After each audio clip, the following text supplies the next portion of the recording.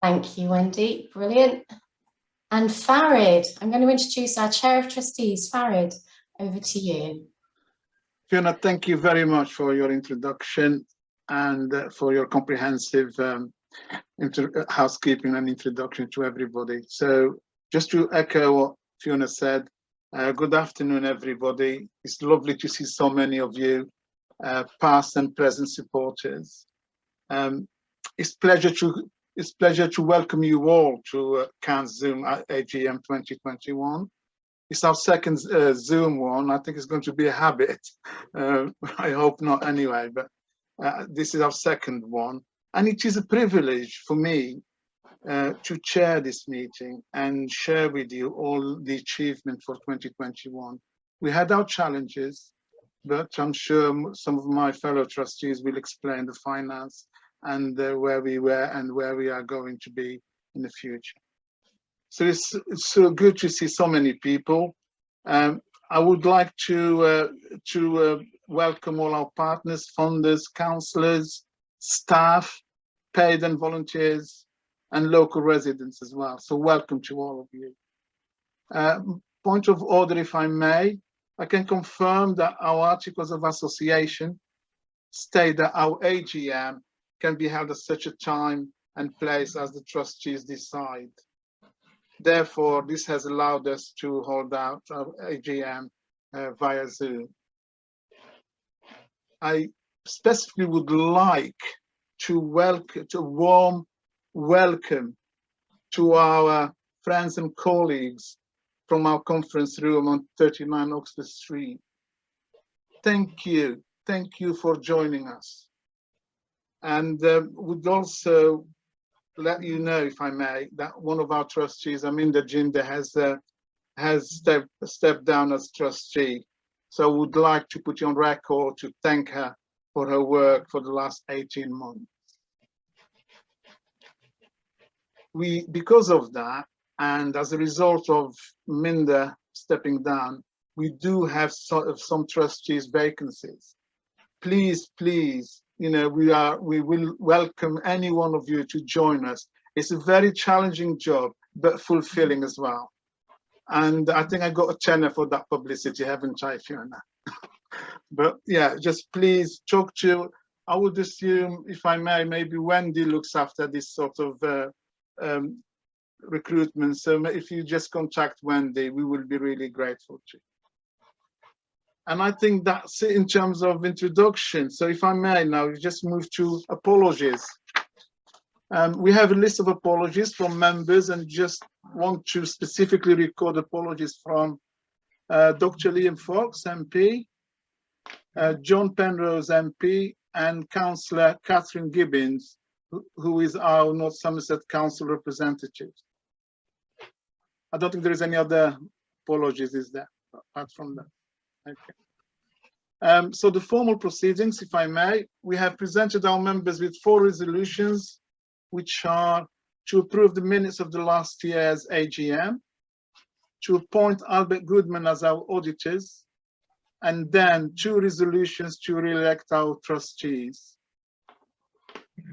And to avoid any issues regarding voting, we did the cast votes via Zoom. We asked our members to cast their votes by proxy vote in advance. Right, and before I start, if I may again, Fiona, please can you confirm that we are quorate and the number of proxy votes received? I can, Farid, we are quorate and we have received 12 proxy votes. Thank you very much. I'll start the proceedings then for the formal business. Minutes of previous AGM. All members have received a copy of the last year's minutes. Can I ask, please, are there any issues arising or any questions?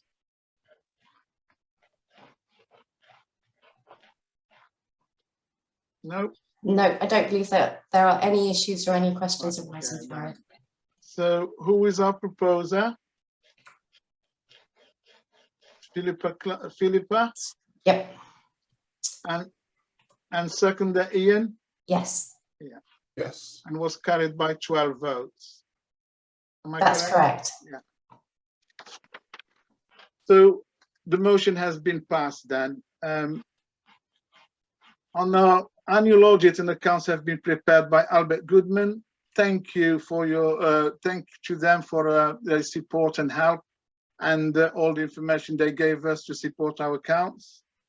And I think the theme for our organization is always about the strength for our diverse range of funders, large and small. And we also thank all of our funders and their continued support. I think that's very important to us. And now, if I would like to introduce the chair of the Finance and Resource Committee, John Reeve, who will take us through the salient points of our accounts. John, it's all yours. Thank you, Farid. And thank you for that introduction. Welcome, everybody, and thanks for joining us. My job today is to present to you the accounts for the year ending 31st of March 2021. Those of you that were at our AGM last year will recall that Liz presented the accounts at that time, and she said that it had been an unusual year. I don't think anybody realised that actually 2021 was likely to be even more unusual. It's certainly been far more challenging for everybody, and I think it's clear that we face even more challenges as we go ahead. I think unusual is clearly the new normal. However, we come through the year very strongly. Fiona, can you move it to the next slide, please? Thank you. I think we've come through the year very strongly, and we're confident that we're in a good financial position to meet the challenges which we'll undoubtedly face in the coming years. Given the unusual years we've had, I thought that the best way to present the headlines of this year's accounts would be in the context of the trends over the last 4 years. So if we move on to the next slide, you'll see that I've produced a few slides which just show over the last few years exactly how our finances have gone. So on this chart, we've got the last 4 years performance going from left to right in 2017-18, 2018-19, 19-20, and then 2021. And this particular slide shows us the income in blue, the expenditure in red, and the surplus or deficit in grey. And you can see that the last 2 years actually have been very, very similar. Absolutely remarkable when you consider what we've been through, that those 2 years are so similar. The income for last year was 799,000, almost identical to the previous year. And that compares with 521,000 back in 2017-18. So a 40% increase over 3 years. Expenses this year were 668,000, which was up a touch on the previous year. And this reflects actually some of the investment we've made in people, which I will talk about a bit later on. And since 2017-18, our expenses have risen by 36%. So the fact that our income has been up by 40%, our expenses by 36%, shows why we've got a surplus in the year of 131,000, a little bit less than the previous year, but way up on the 24,000 we had in 17-18. And indeed, we had a small deficit in 18-19. We're already looking at investing those surpluses back into the business to ensure that we can keep meeting the needs of our clients in North Somerset. And Fiona and I will talk a bit more about that as we go through today's meeting. Having said this, whilst on the surface the 2 years look almost identical, this does hide a number of key differences in the years. And Fiona, if we can move to the next slide. You can see here, this shows the source of our income. And whilst you can see that those last two columns are the same size, there was exactly £800,000 for the 2 years. The amount of income that we've had from our charitable activities, which is shown in red, has increased quite substantially over that period. Our donations are down and our income from charitable activities has increased. So in 19-20, we had £435,000 in from charitable services, and now we've increased that to 573,000. And I think this shows the efforts that our management team have put in to increase the funding. The donations in last year are actually increased by the fact that we did have a number of donations which helped us to purchase 39 Oxford Street as our permanent head office. And those donations were shown as our income last year. And we'll talk a bit more about the property later on.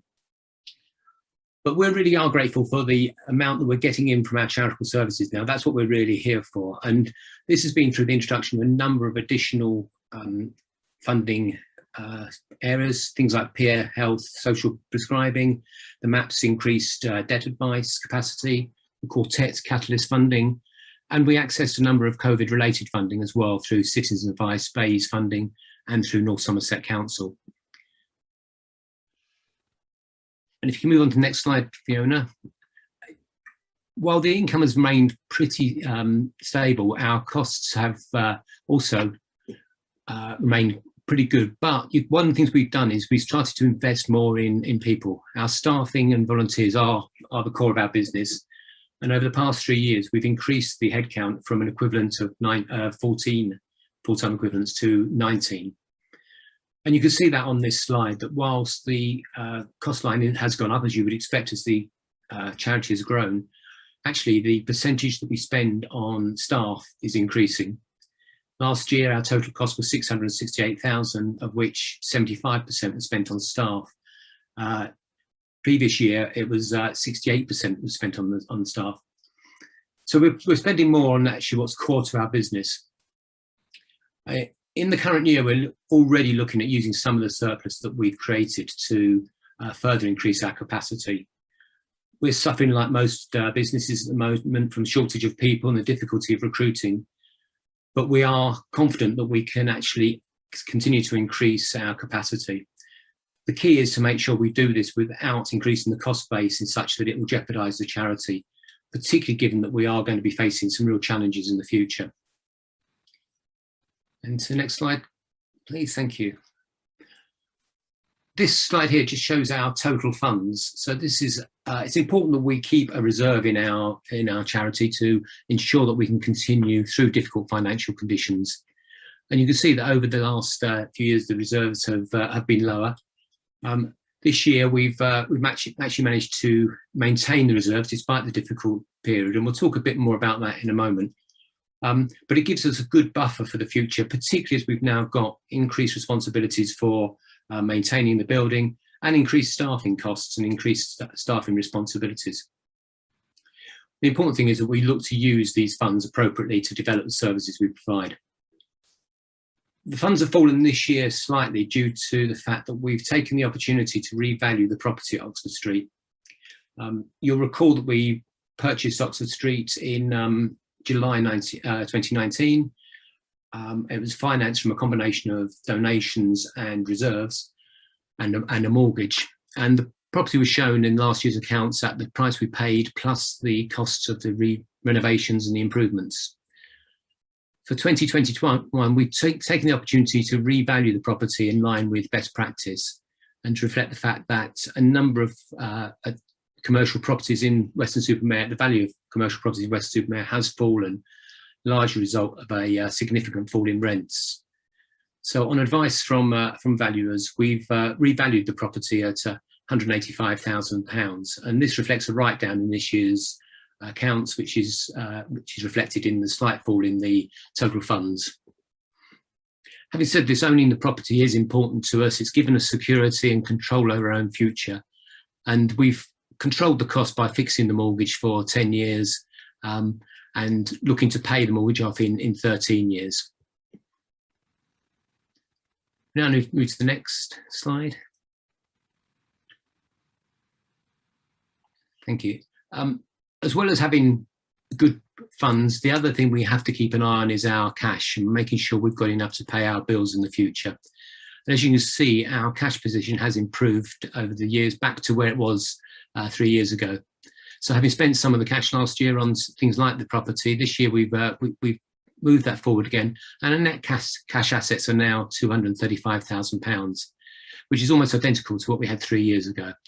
So despite difficult times, we actually have got a solid and pretty robust financial position.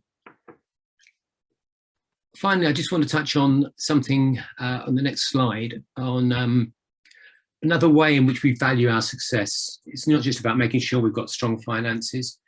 And this is a model which we report in our accounts. We use a model by the New Economy in Manchester, which is approved by the government and by National Citizens Advice to value the work that we do. And it puts a financial value on everything that we do through a very complicated algorithm.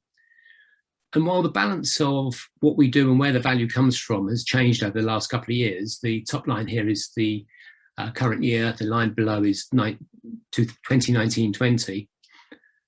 It's, I think, remarkable that despite all the challenges we've had, the value that we have put into the economy and into the area is almost unchanged.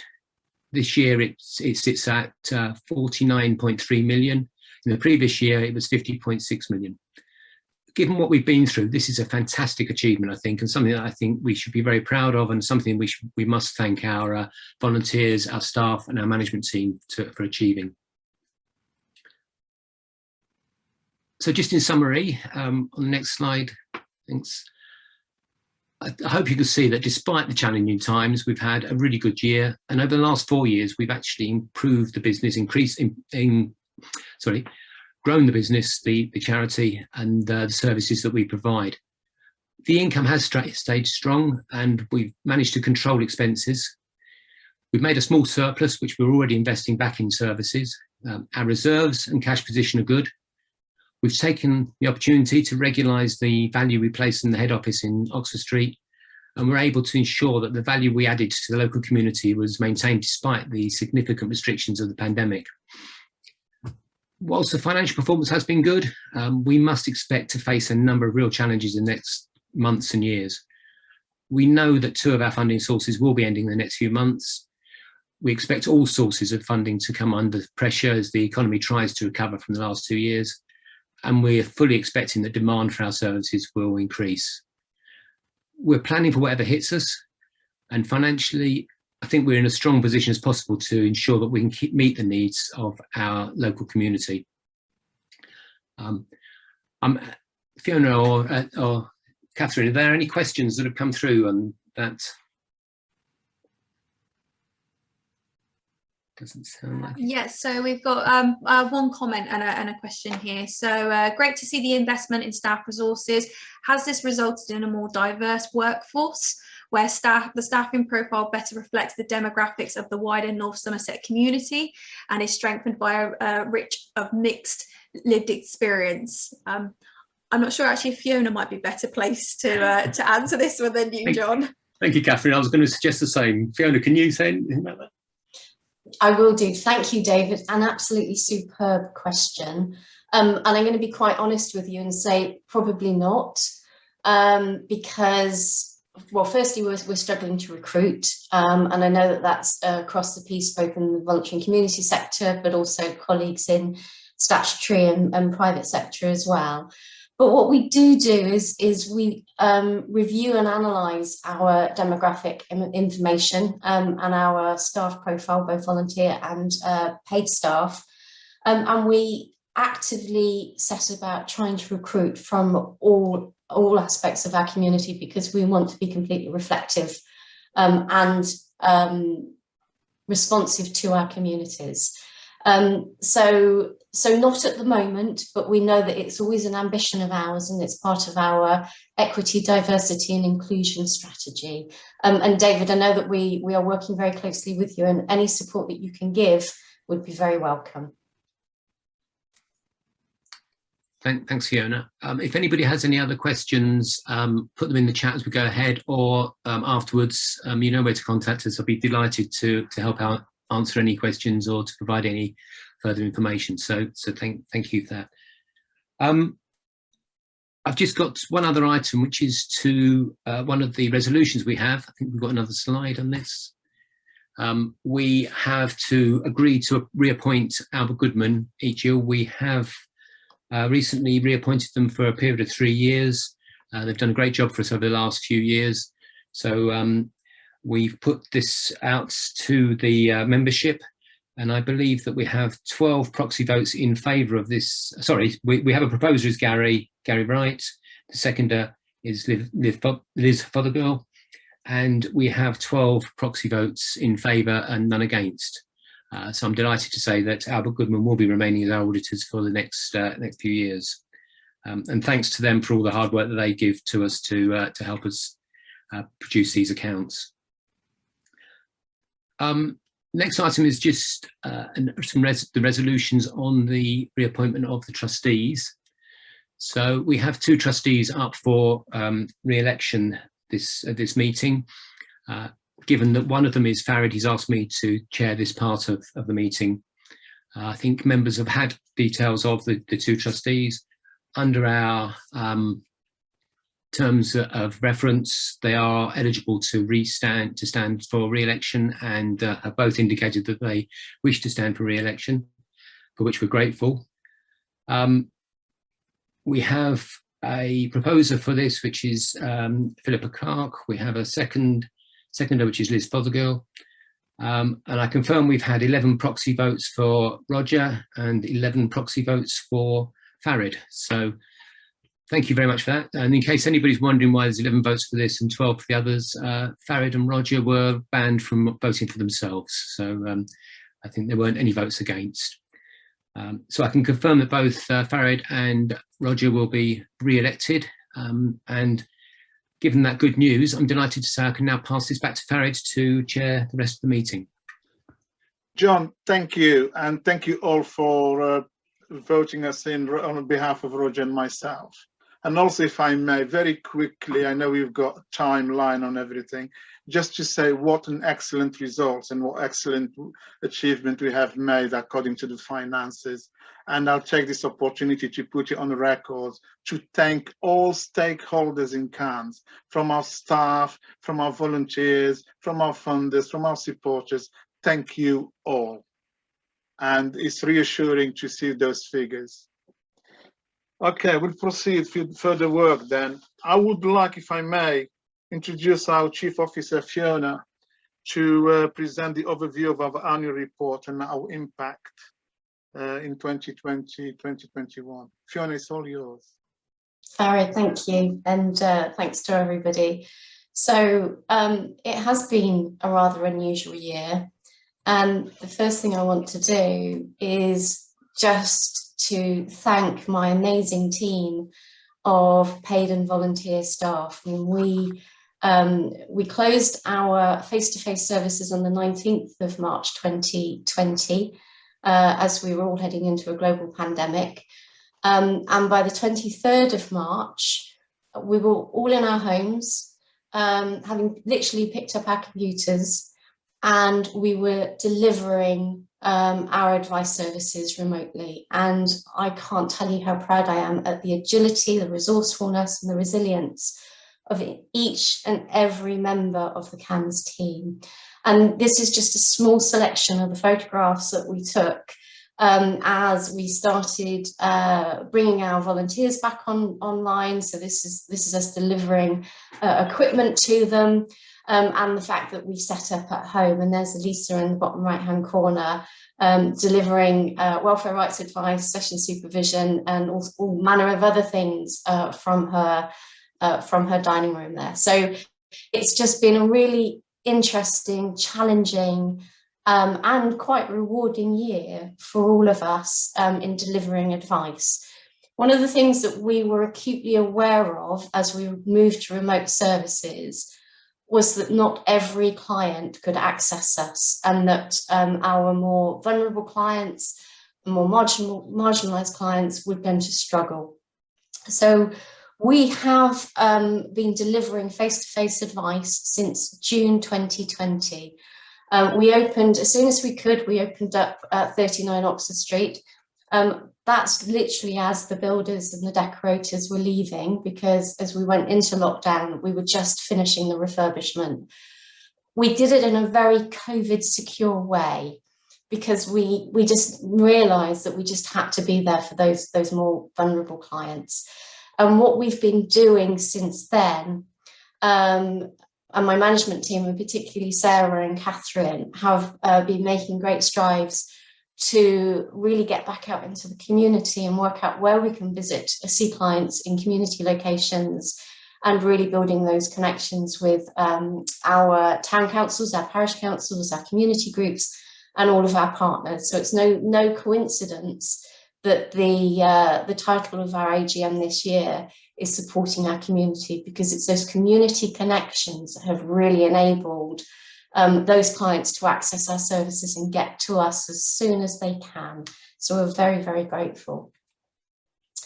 I'm not going to do all the talking. As I said, we have 2 films, and very generously we've had 2 clients who have agreed to share their story. And I'm going to be running through some statistics, but I think it just demonstrates the impact, the real life human impact that our advice gives, and the dedication of both our paid and volunteer staff in being there when our clients need them.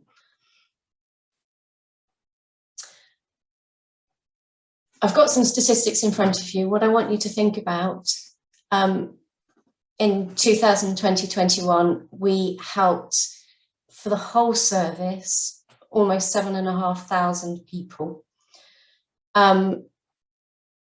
At the moment, that's just a statistic on the screen, but behind every one of those numbers is a Sabrina or a Leanne.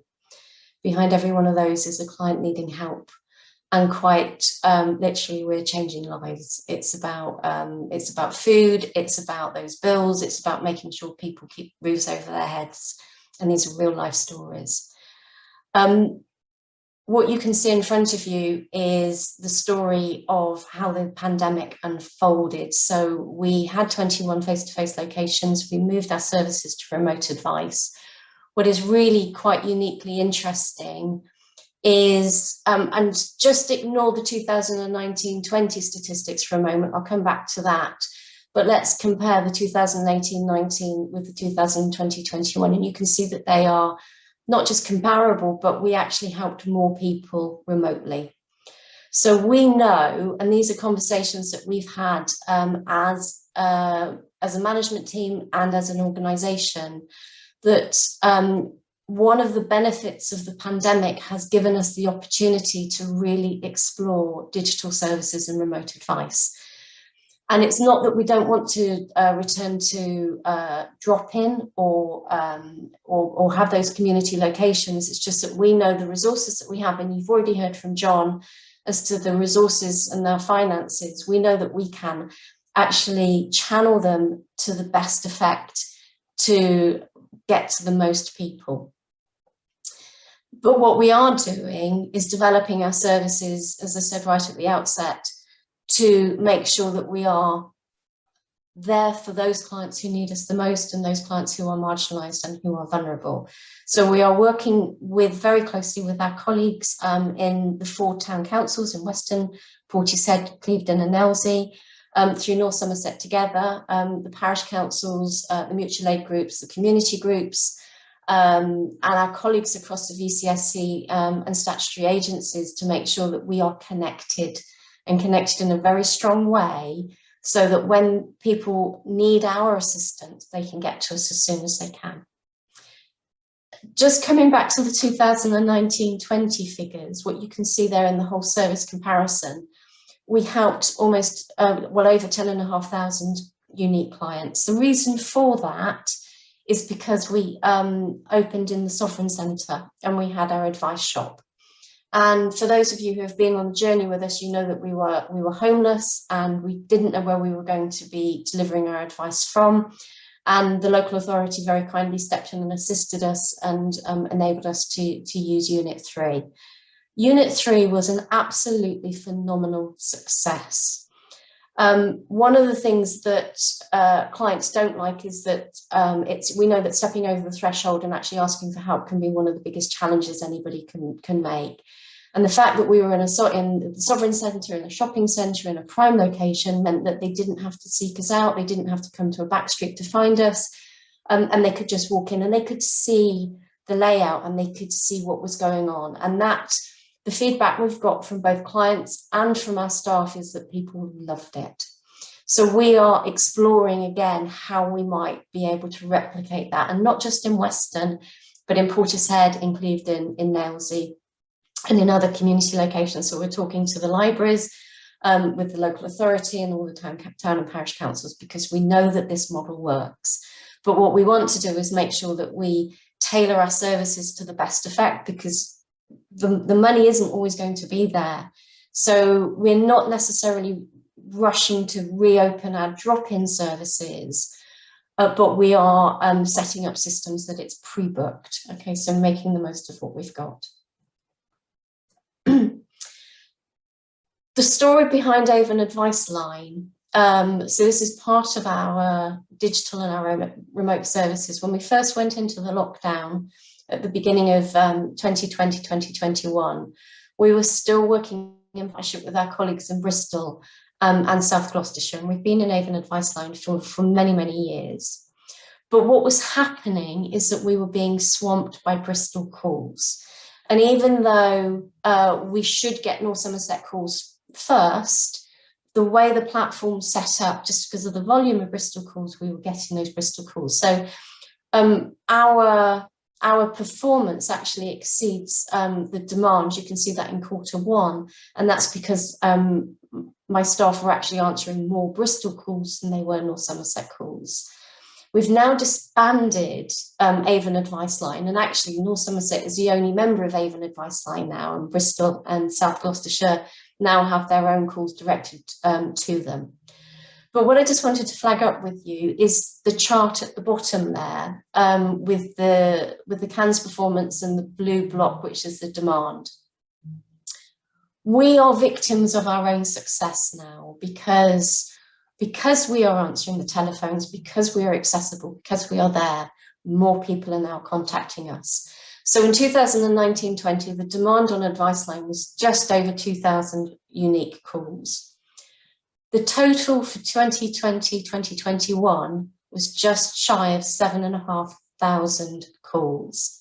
And my team stepped up to that, and they have answered 75% of that demand, which is just phenomenal. As we look to the future, we want to make sure that we are there for whoever needs us. But we've also got to be mindful that our resources and our ability to meet that demand are limited by the funding that we've got and the trained staff that we've got. And we are working very hard, one, to retain the staff that we've got, because once we lose them, it's very hard to replace, and also to develop as part of our succession planning to make sure that we've got the teams for the future. The demand is there. And as I said, we can't do this without our partners. And this isn't all of our partners. If you think that your logo is not there, it's not that we're missing you. We just ran out of space. Okay, so but we value every single organisation, our statutory agencies, the CCG, our doctor surgeries, our PCNs, every partner that we're working with, because it's part of the lighthouses that we're beginning to develop across North Somerset and to build that connectivity.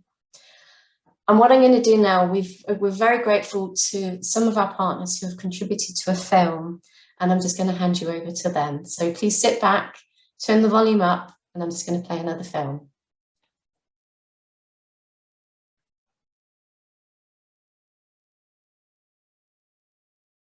Frederick Whitmore, and I'm the project manager at Weston Food Bank.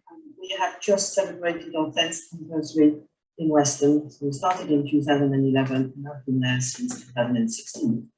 My name's Ian.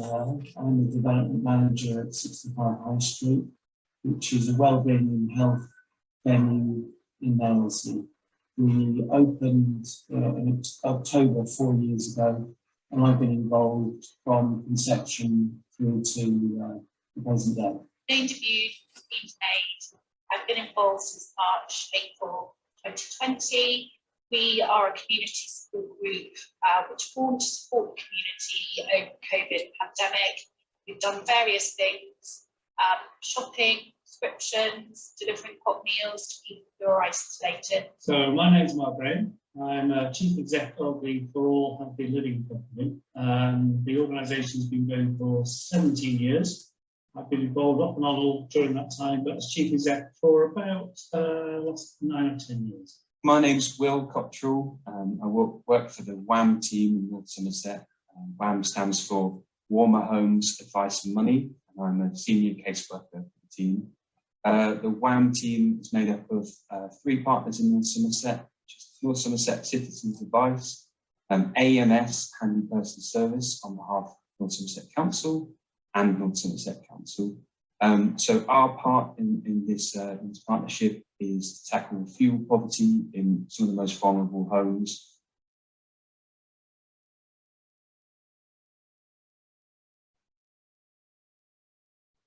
The most important thing really is that we stayed open. We just ever so proud that we never actually closed our services and that we were able from day one to stay, and at some point we felt very much like we were the only ones in the area, but it was just lovely to be there and to have volunteers who had actually stayed behind us to be able to continue our services.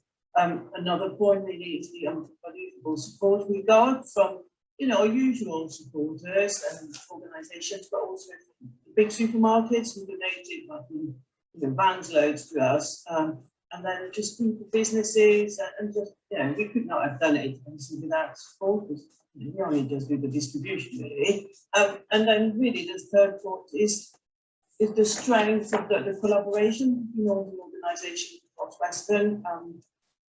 Certainly, knowing that we can also just direct people to other organisations, that we can, I hear other towns, and it just seems that Western actually got quite a good support network, and that a lot of the issues that our clients are facing are being tackled and are being addressed by organisations. We've got to continue trusting in people's common sense and goodwill, and really communities don't need permission to act. So it's better to apologise than ask permission. And as the police would say, proceed until apprehended. It's vital that all service delivery is focused on what matters to the individual person, not what external agencies think they need. And I think the third point for me is that the world of commissioning and competition between agencies is toxic and actually designed for failure. Trusted partnerships is the only way to create joined up services. The North Somerset Together and the North Somerset Wellbeing Collective are both really good examples of this. Most valuable thing that I can take away from the last 18 months is that in a crisis, people from throughout the community have all come together to support residents within their own community.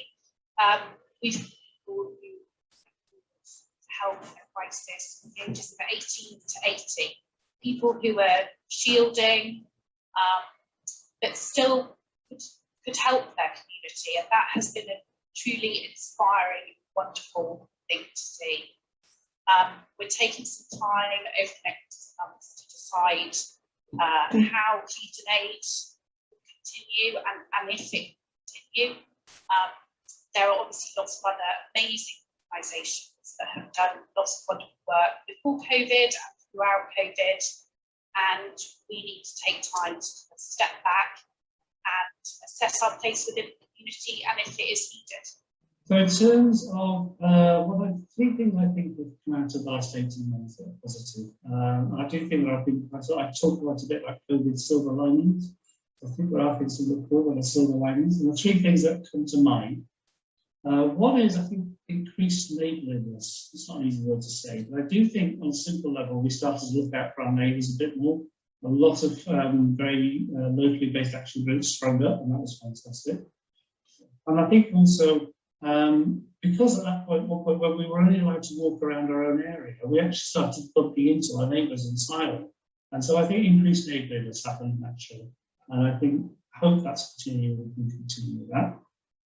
I think the other one has been the way technology became available and we all jumped onto things. For example, Zoom. I couldn't have survived this 18 months without Zoom. Part of me doesn't like it, but actually it's incredibly helpful. We've done some really good work on Zoom. At one point we held a gathering of 75 people on Zoom, and it was managed, so it was amazing. It doesn't replace face-to-face, but I think it's been saves a lot of time, saves a lot of energy, it saves quite a lot of fuel travelling to one place as well. So I think technology has been fantastic. And then I guess in the work world, what's really emerged has been a sense of collaboration. A genuine, I mean, collaboration is one of those words and phrases that's been around for a while. The genuine sense that we need to collaborate more effectively together to get things done. And combined with that, going forward, there's a sense that the system is actually broken, and that by collaborating, we can build a system that is based back around humans, not around transactions. So I think those are my global survey. Great deal over the last 18 months, and one of the biggest things for our service is working with a multitude of new organisations. It's meant we've created a far more consistent service across North Somerset and Bristol. It's meant that we've been able to rely on the expertise of lots of other organisations, work alongside dedicated caseworkers. A lot of this is due to the pressures of the pandemic on some of the really vulnerable families that we help. It's meant that they were coming to us in crisis to do with possibly the start of which would be homelessness, crippling debt and vulnerabilities. It means that it isn't just us talking necessarily about switching and energy advice. It's asking people to go away and gain the help of these different organisations and come back to us and take a holistic look at their families and how we can help.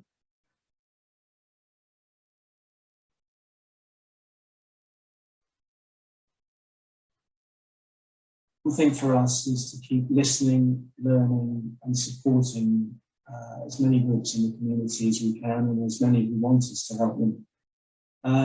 Also important is not planning too much, but growing organically around our core values. So trusting the process and remembering that real change happens one conversation at a time.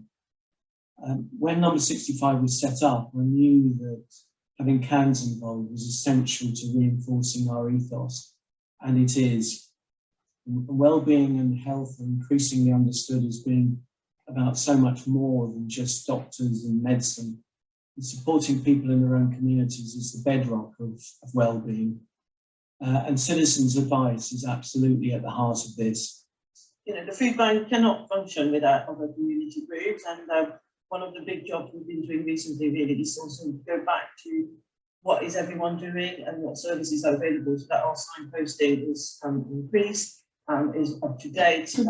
We are currently applying for funding to try to get a citizens' advice support worker directly based at the food bank, because we know that the vision of Trust and Trust really is to see the end of food banks' need, and that cannot happen until we have maximised people's income and we have to come to the root of their problems. So any work we do really is always linked with other agencies and how we can really get things sorted at the basis of the problem.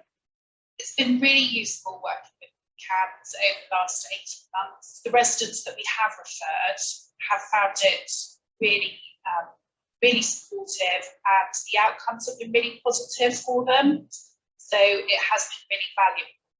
I think it demonstrates how much a physical presence on Clevedon High Street is really needed. Working with CANS has been a big part of the last 18 months for me.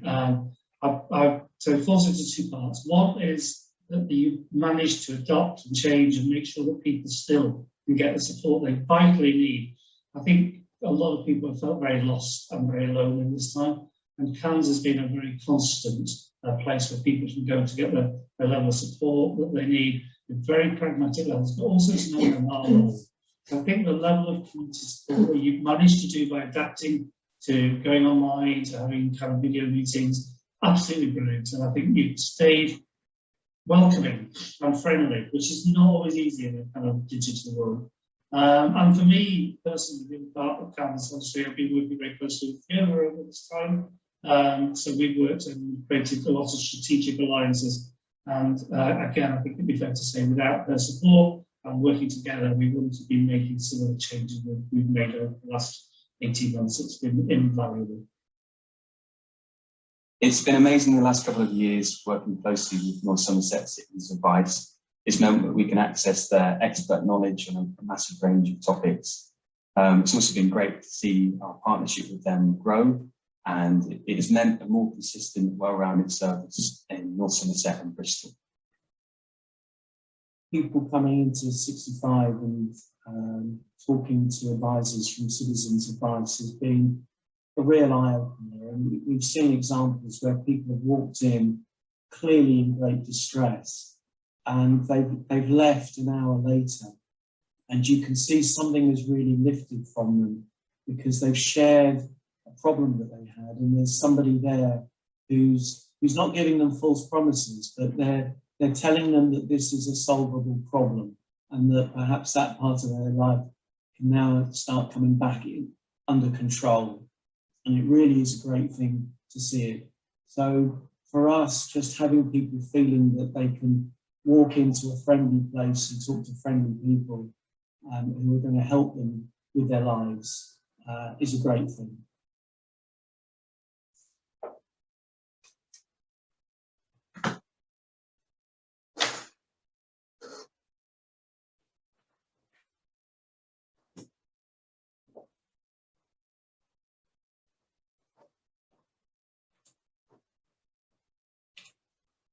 Well, I have to say, they've made my job very, very easy this AGM because they have just said everything.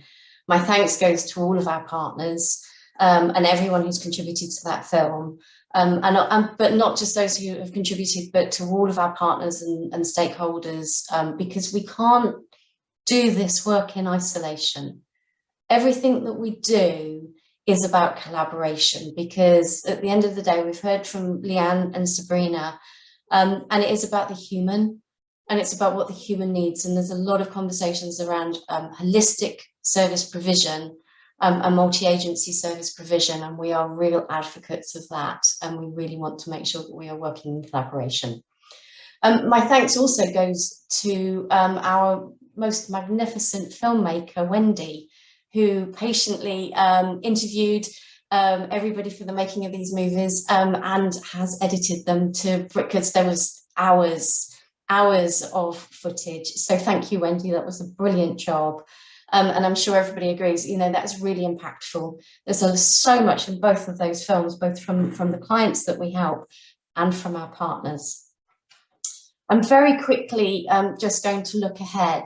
We, as the CANS team, have been looking at all of the issues that are coming our way, and we use this to inform our service delivery. How, you know, you've already seen that we are investing more in staff. We know that we need more people to deliver more services, and we know that there are many challenges to come. So we've already seen the reduction in the £20 uplift for universal credit, the removal of the furlough scheme coming to an end. We know that there's a massive backlog of possession hearings with the landlord notices being extended to 6 months and then 4 months and then back down. But we also know that debt follows benefit changes, and we know, and so there's a huge amount of stuff going on here. And one of the concerns that we have in relation to the hardships that people have faced over the last year is that we very much believe that they've either working their way through their savings or living off credit. So we know that debt advice is going to be really paramount going forward, and we want to make sure that we are there. As John indicated, we are facing challenges coming up because we do have 2 contracts coming to an end. One is our debt advice contract through the Money and Pension Service. And this is quite fundamental to us. That's quite a significant drop in income. And although we have a surplus this year, the budgeting that we're doing so far is actually it's taking us into deficit. So we're working very hard to address that and to make sure that we hold on to the teams that we've got. Because as you can see from the charts in front of you, the red circles indicate the pre-COVID demand. It did slump during the year of COVID, but we know that that's increasing, and we know that the issues are just there, out there with local residents across North Somerset, and we want to make sure that we're there for them. So we are very much planning for next year. And the other thing that I just wanted to reiterate, as John talked about, is the value that we put into our local community. So for every £1 that's invested in cans, £37.84 is going back into the local community. This year, it's dropped to 11 million. I say it's dropped only because of a slight reduction in footfall. But we know that it's usually in the region of 15 million that we're putting into the local economy. So every single penny that is invested from all of our funders goes to service delivery. You know, our back office function is actually very slim, as it were, and we do an awful lot with very little. So I'm just going to extend my thanks to my whole team for their tremendous work over the last year, and the fact that we are resilient and we are ready and getting ourselves prepared for what is coming. So thank you very much, everybody. Are there any questions, Catherine? Yes, so we've got one question from David Crossman at Bands. What are the safeguards you have in place or in mind to address concerns around digital exclusion? Really good question. And yes, we've been part of that digital poverty and that digital exclusion conversation even pre-COVID. Okay, so we knew that there were massive issues. One of the things that we identified, it wasn't the access to tech that was the biggest barrier. It was actually the cost of Wi-Fi, because that can be prohibitively expensive, particularly, you've heard from Leanne and Sabrina. If you are on low income or on benefits, actually the cost of Wi-Fi can be very, incredible. Again, we know that through our remote services, clients, particularly those who are digitally impoverished, struggle to access our services. So this is the reason why we've really forged links with our community colleagues across the North Somerset banner, so that if somebody is coming into any organisation, and I use 65 High Street as a good example, they have a physical presence there. We don't actually have to have an advisor who sat there all the time, but what we are building is that network, so that when somebody comes into 65 High Street and we know that they are struggling to access services because they don't have access to digital services, there is somebody there that can support them to access Citizens Advice or whoever it might be. So it's about that connectivity that we are building to address that digital divide, but it is a very prevalent issue. David, I'm not sure if I have answered your question. Does that sound okay?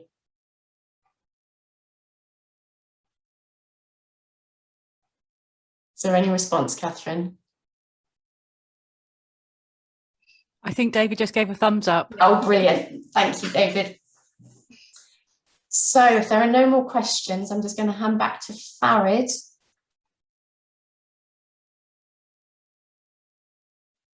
Yeah, there's no more questions apart from obviously a lovely comment from Jane about Wendy's very brilliant filmmaking and asking when she's moving to Hollywood. I hope she's not moving to Hollywood anytime soon. So yeah. No, she's not allowed to move to Hollywood, but I agree, it was absolutely tremendous. Wow. Brilliant stuff. Farid, over to you. Thank you, Fiona, for your comprehensive summary of our achievement this year, and I congratulate all of you and our supporters as well and stakeholders. And talking about supporters and stakeholders, I would like to introduce today our guest speaker, Trevor Smallwood, who is not only stakeholder and supporter, but he's a CANS advocate as well. Trevor has been a good friend and supporter of Citizens Advice North Somerset for many years now. And as a trustee of Co-opted Community Foundation, he was instrumental in setting up the Badger Community Resources Centre, which was our home for over 13 years. And through his charity, the Bramble Trust, supporting our move to 39 Oxford Street. Trevor is the chair of the Churchill and Langford Minibus Society, which has been providing community transport throughout the pandemic. And due to his involvement in the relief effort, he's now been involved North Somerset together with from its very beginning. So Trevor, just would like to say, if I may, to take this opportunity to thank you for your support and your help with us, and also to, on behalf of everyone at CANS, to thank you for your continued support, which is very much appreciated. Trevor, it's all yours. Over to you.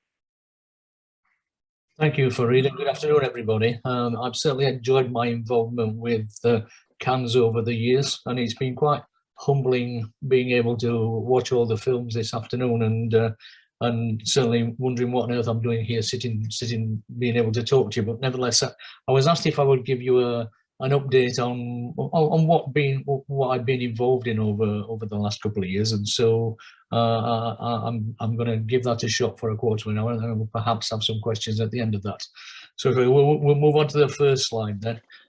So I started my busy work life. Most of that was running buses. So I obviously have a transport background. And about 2 years ago, I was asked if I would join, or if I'd be the chair of Churchill and Langford Minibus Society, which is a small minibus operation with 2 minibuses and 20 volunteer drivers. And we provide trips for villages of Banwell, Churchill, Langford, Shipham, Winscombe and Sanford. And obviously, when they said, would I like to be the chairman, then it was just down my street, really. So I thought, well, this seems like something that'll keep me quiet for a little while. So we'll give it a go. So and next slide then, Fiona, please. And so just as I had started, we're only a couple of months, the pandemic struck. And obviously what we had to do was to close down the whole of our operations. Now we got 2 minibuses, we got 20 volunteers, so we had a word with those volunteers and said, are you still willing to help, or are you, or are you unwilling? And they were quite happy to join in. And we knew that there were going to be quite a number of people who were confined to their homes, particularly in the locality. So we thought, well, what could we do? So we set about. There was no mutual aid structure in the area at all. So we spoke with the parish council, and we set up a structure with the parish council, the village fund, and the doctor's surgery, and established a mutual aid structure, and that was established as part of the Minibus Society. And we did further research around the place and found that we also had an additional 20 volunteers who had cars. So that gave us a resource of about 40 people. And what that left us with as well was a view that said, well, how do we set about organising this? So we set up a central phone number, which happened to be mine, and we communicated the phone number around the villages. And we simply answered the phone, really. And in the first lockdown, most importantly, we had medication deliveries. So we were delivering about 20 medications every day, which had its own complexity, because we didn't realise when we first started that just about every home in particularly Churchill had a name on it in a street, but nevertheless it was only a name and not a number. And so we had to find, and that made it quite difficult to find the right place, particularly when it was dark. So our drivers had quickly organised ways of being able to get around that by looking at the North Somerset planning map and all sorts of things. There were more social housing being built in the villages, so there was a particular need for more food help. There was a young gentleman in Yatton who was providing microwave food. You may have seen him on the telly quite a few times, and we linked with him, and he gave us a number of microwave food packages each week. So we're delivering 80 of those each week to the social housing.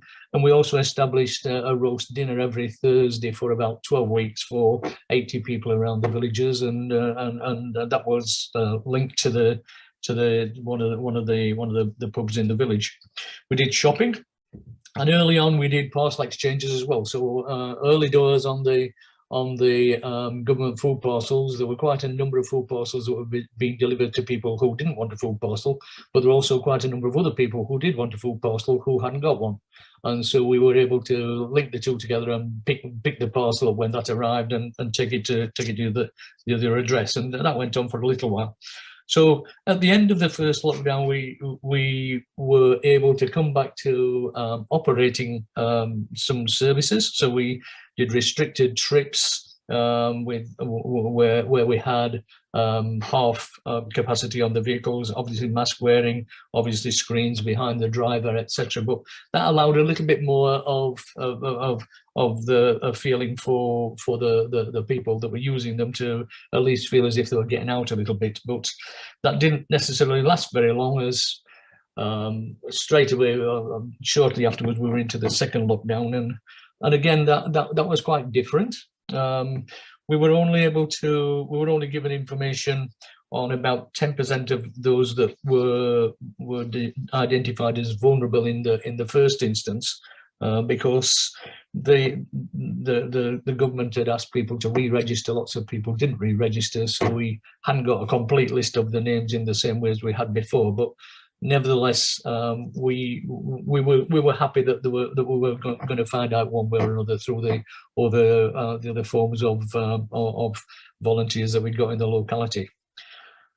We had there was a significant reduction in medication deliveries, so we weren't doing many of those. There was a big reduction in shopping, and mainly because both of those had effectively been re-established by other providers being able to link into the people that were in need in the area.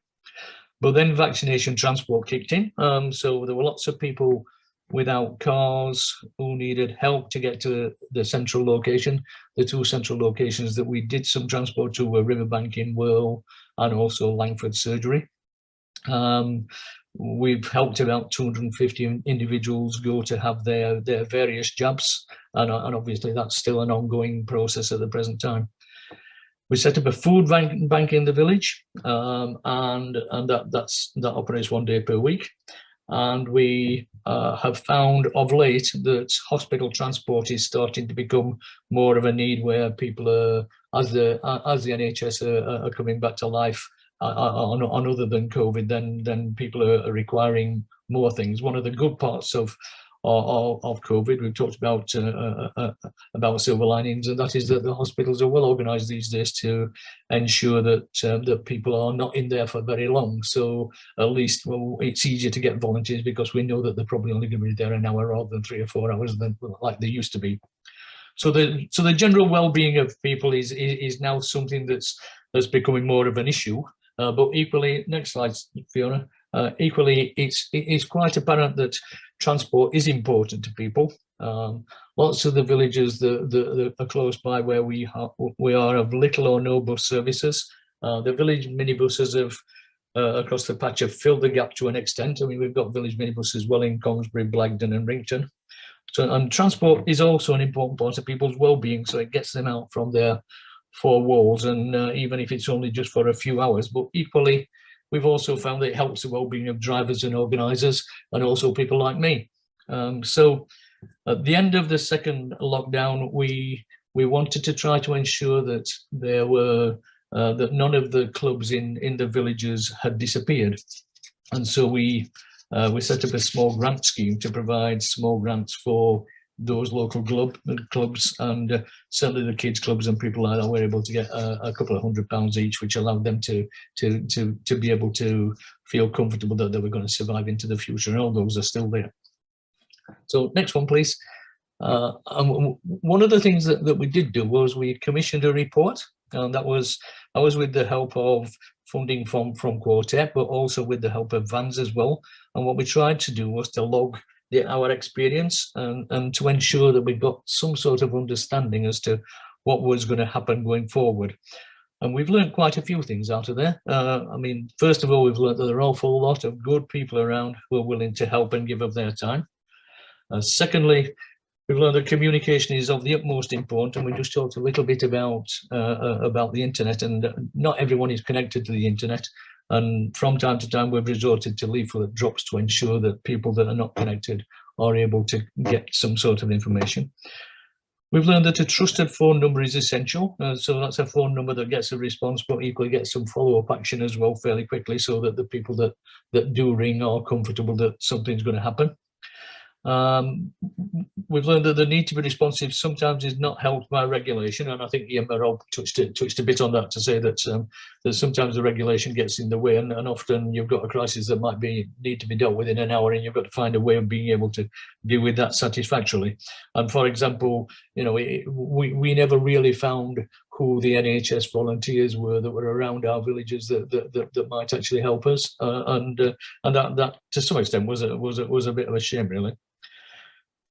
And we also felt that having an established charity in the village, which was the Minibus Society, was helpful in making applications and also funding requests. It made those much easier. Whereas if it wasn't set up as a COI or a charity, then that would have been more difficult. Okay, next one, please. So wellbeing goes to the top of the list. I think wellbeing's at the top of everybody's list these days. We've all got to think how we can actually find our way through what is left of the pandemic. I mean, we're not quite sure as to where we particularly are at the present time, but let's hope it is on the wane. And wellbeing's a wide subject, and as Ian said, it's not just health. It's actually all sorts of different things. And within our patch, we've re-established the lunch club on a Thursday. We're doing more trips. We're doing shopping trips. We had a barbecue in September to try and get the people together. We've got a quiz night on Saturdays. So they're all things that are helpful to people's well-being. And we've heard a lot about the establishment of the Wellbeing Collective in North Somerset. And I think that's recognised as an important way forward. And we're pleased to see that cans and vans are both an important part of it. So I think it would be it's good to see that being established, and let's hope that we can all build on that and use that as a good way forward in trying to overcome some of the wellbeing issues that might crop up. Health professionals, I think, are also an important part of this. I think that they've got a lot on their plate at the present time. I'd like to hope that we can be supportive and I think in some ways patient as well, because I think that they are going to be part of the well-being aspect, but I think that they equally have got quite a lot to do, and therefore it does mean that if we're not patient, we might get in the way. Okay, on the next slide. So one of the things that was set up that was really important from my point of view, being somebody who didn't know an awful lot about what actually went off in what was needed in villages, the establishment of North Somerset Together was good in that we could log into something on a Zoom meeting every Wednesday. There was one relationship person from North Somerset. It was attended by most of the mutual aid groups in North Somerset. It had the latest information from the authority. It had COVID figures. It had latest government information. It had presentations on topics of the day. It was good networking. It had all sorts of different strengths, so that if you had a particular issue, then you knew who to ring. And it was a really good way of giving some leadership, but in the same way allow us to improve our own local relationships that otherwise we might not have taken place.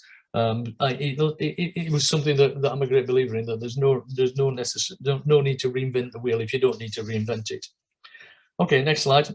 So the voluntary sector has been fundamental in ensuring that we can find the people in need and also deliver what they require. It's got the ability to identify the need much more quickly, and also it's got the desire to solve the problems, and it's particularly relevant in an emergency where people can more easily take decisions. We've talked a lot about good partnerships, and they continue to be established, and I think we want to make sure that they remain, that we work hard at the partnerships that are available to us. And certainly one of the thoughts that I have as well is that whatever we do going forward, we should make sure that it's built from the bottom up and not the top down, because it's from the bottom up where you will have all the best information and all the things that need to be done. The local authority, I think, has got an important role in coordinating, in informing, and perhaps in financing, and it needs to retain its role going forward. But we mustn't waste the experience of the past 2 years, as it's not gone away, and who knows what might be around next. So the next one. So what we're doing next, it's not all over. We're hoping to establish elements of the report that we've seen, and so we'll be hoping to continue with the established phone line with appropriate means of action.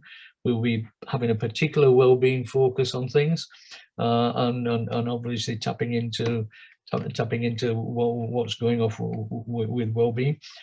We've resurrected the hospital car scheme, and that's up and running, and that's becoming something that has more of a demand than it certainly did 3 months ago. We've got more trips out, and we're trying hard to promote as many of those. We're working hard with the vaccinations, and I think that may be something that has to be established for a while to go yet. And we're continuing to build stronger partnerships with the immediate locality. So, and I don't believe for one moment that the next 12-18 months is going to be significantly easier than what we've had already. I think there's a real challenge going forward, but nevertheless, I think there's a real desire to continue the work that we're doing, because we've got a greater understanding of the local need. The people around are more comfortable, that they know that they can ring a number and that they can actually feel happy that that something will happen, and that the next couple of years will have as many challenges as we've got now. But equally, I think everybody concerned is up for it. So that's a quick canter through my bit, and happy to take any questions if you've got any. Catherine, are there any questions for Trevor? Yeah, I've got one question. What do you see as being the key wellbeing concerns? Well, I don't. There isn't necessarily a key one. I mean, obviously, you can say that health is quite an important aspect within that, but I think some of the key ones for me are trying to ensure that people are able to get out and or have a chat to someone. If they are feeling in a position where they're down in the dumps. So it's the ability to make people the ability to get a smile on somebody's face, really, I think, is the answer.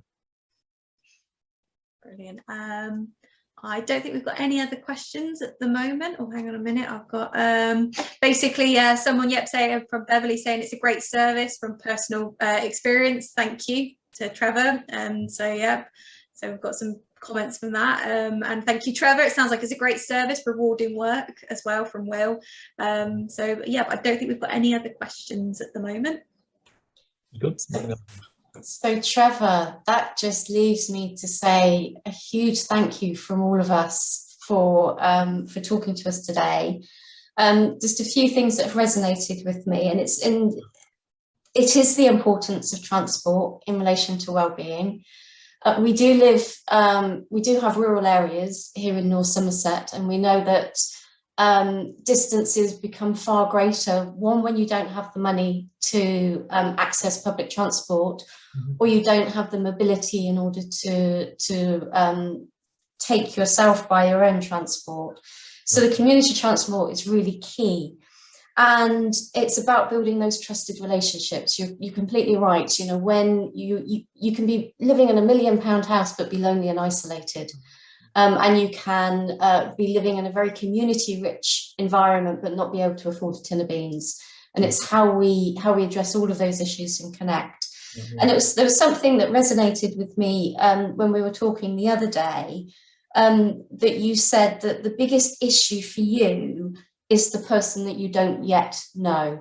Yeah. And I completely agree with that. And that's why services and the community groups such as yours and all of the other community groups that come under the umbrella of North Somerset Together is so important, because it's about that connectivity. It's about the people that we don't yet know and how we reach out to them, and how we collectively wrap around our services and hold everybody up.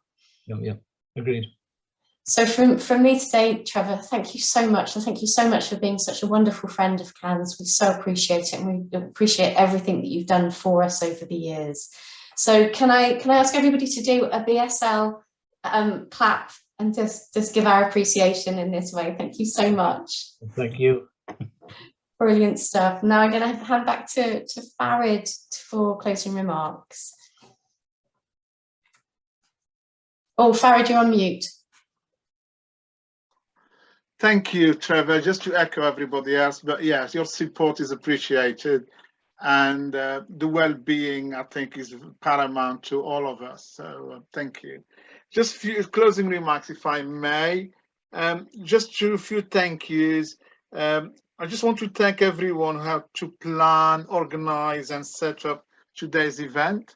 And I'm looking forward to the Oscars this year for a Wendy as a producer of the year.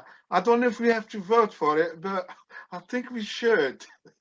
And we start, generating income, Fiona. We could start selling films. I don't know if that's part of our articles of associations or not, but we can start making films.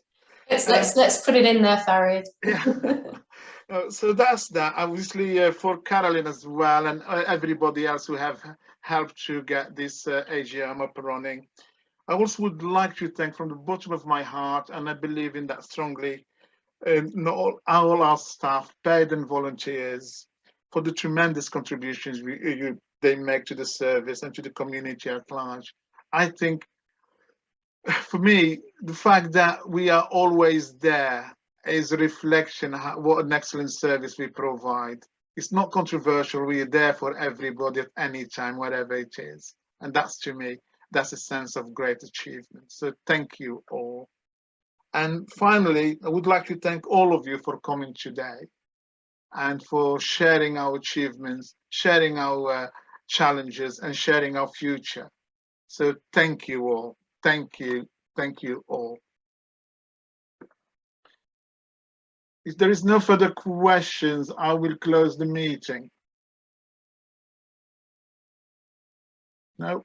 No further questions. Okay, on this note, I will close the meeting. Have a good evening, all of you, and look forward to see you in the future. All the best. Thanks, Farid. Bye, everybody. And thank you, Trevor.